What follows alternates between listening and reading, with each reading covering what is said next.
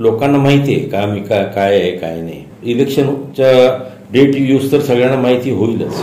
तर आता तुम्ही बघितलं असेल नगरमध्ये तुम्ही गणपतीच्या वेळेस असतो तर प्रत्येक गणपतीला होर्डिंग होतं आणि प्रत्येक होर्डिंगवरती सध्या जे आमदार आहेत त्यांचे फोटो होते की बुवा ते सगळे फायनान्स केले होते कोणी व्यक्तीने आणि त्या व्यक्तींनी फायनान्स केल्यामुळे त्या व्यक्तीचा फोटो तिथं लावला गेला. हे केवळ पैशाचा माज जो आहे हा 2 नंबरचा पैशाचा माज जो आहे हा याच्यामुळेच. हे माझ्याकडे 2 नंबरचे पैसे नाही, माझं काय 2 नंबरचा धंदा नाही.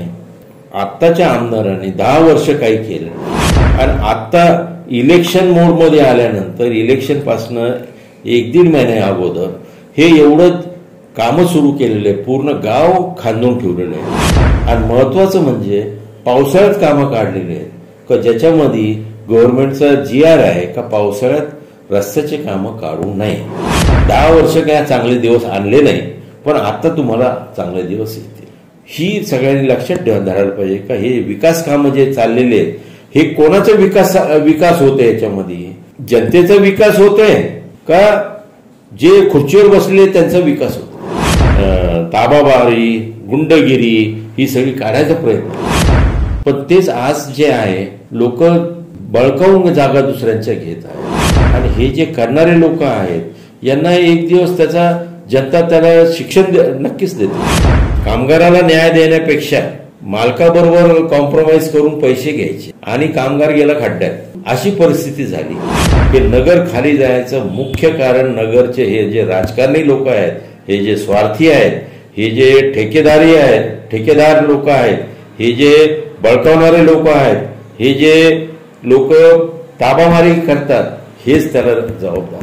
की जेव्हा एक पुढारीने इथं फ्लायओव्हर आणायचा प्रयत्न केला नगरमध्ये, दुसऱ्या पुढाऱ्याचं हॉटेल झाकलं जात होतं म्हणून त्यांनी 7-8 वर्ष ते फ्लायओव्हर होऊन नाही दिलं. कोणाचं हॉटेल खाली आहे फ्लायओव्हरच्या आणि कोणाला अडचण येत होती आणि कोणी विरोध केला हे सगळ्यांना माहिती. अशा परिस्थितीमध्ये असे लोक नगरमध्ये असले तर नगरचं प्रोग्रेस होणार कसं काय, नगर जाणार कुठे आणि मग लोकांनी करायचं काय, आमच्या मुलांनी आणि नातवांनी करायचं काय नगरमध्ये. त्यापेक्षा नगर सोडून गेलेलं परवडलं. आमदार कसा असावा म्हणजे निस्वार्थी असावं. नंबर 1 प्रॉब्लेम असा आहे का नगरच्या जे नेतृत्व आहे त्याला विजन नाही आहे आणि विजन नसल्यामुळेच 10 वर्ष काही झालेलं नाही. तो निवडून येईल त्याला आपण तिकीट देऊ, मग तो गुंडा असला तरी चालेल, मग तो ताबेमारी का वाला असला तरी चालेल. मला तर असं वाटतं का मला 101% मला शरद पवार गटाचं तिकीट मला मिळणार आहे. पण आम्ही आता हे जे डेव्हलपमेंटचे कामं आहेत हे आम्ही त्याचं एक्सपोज करत नाही आता, कारण ते एक्सपोज केलं तर त्याला खो घालणारे लोक खूप आहेत तिथं नगरमध्ये, ते अडचणी आणतील आम्हाला जर का चान्स मिळाला, आम्हाला जर का तिकीट मिळालं, आम्ही निवडून आलो, लोकांनी आम्हाला साथ दिली तर आम्ही नक्कीच या शहराचं नंदनवन करू.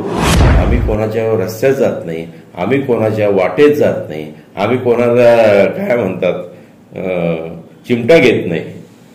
पण कोणी आम्हाला हे करायला लागलं तर आम्ही त्याला कसं ठेचायचं, काय करायचं, आमच्याकडे सैन्य भरपूर आहे.